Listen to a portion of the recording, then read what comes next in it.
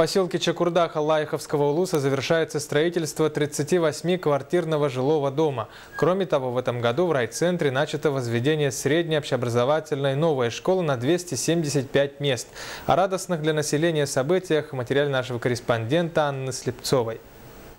Строительство 38-квартирного жилого дома подходит к долгожданному завершению. Еще в 2013 году туда должны были заселиться счастливые жильцы.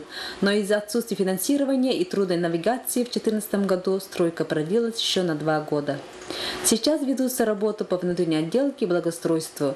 Дом подключен к центральному отоплению, электричество проведено. Где-то в декабре месяце будет введен новый объект, 38-квартирный жилой дом. В этом году будем предоставлять жилье, скажем так, в среднем 3 категориям населения. Это у нас ветераны тыла и труда, более 9 квартир.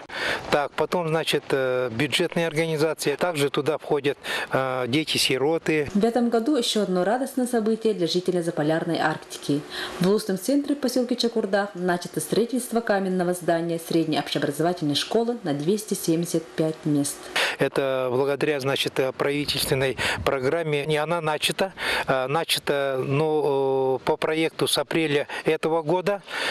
Свайное поле, значит, там осталось 57 свай доставить, но по ряду таких технических рабочих моментов строительство чуть-чуть затянулось, подразумевается где-то с опозданием на 2 месяца.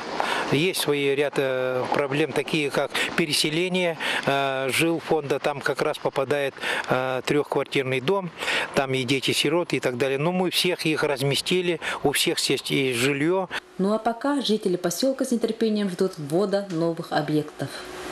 Анна Слепцова, Семен Колесов, НВК Саха, Аллаиховский улус.